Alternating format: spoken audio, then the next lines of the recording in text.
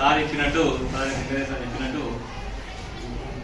అమ్మాయిలు చదువుకున్నప్పుడే మన దేశం డెవలప్ అవుతుంది. అందున మనం డెవలప్ అవ్వాలంటే ముఖ్యంగా అమ్మాయిల చదువు ఖచ్చితంగా.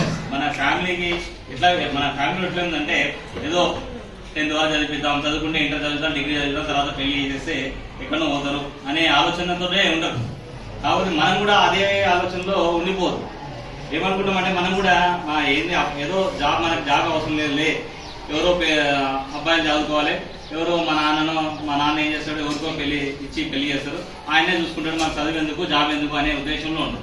ఖచ్చితంగా ప్రతి ఒక్క అమ్మాయి ఆలోచన ఏముండాలంటే మన కాళ్ళ మీద మనం నిలబడే స్తోమత కలిగి ఉండాలి.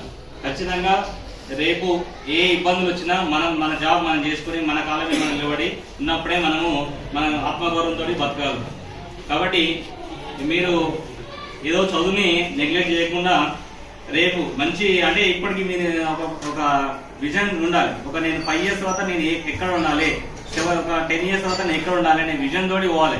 మీ ఇంట్లో అంటే వేరే ఫ్యామిలీ ప్రాబ్లమ్స్ కావచ్చు, ఏమున్నా అవన్నీ పట్టించుకోకుండా మీరు కేవలం చదువు మీదనే కాన్సన్ట్రేట్ చేసి చేయాలి.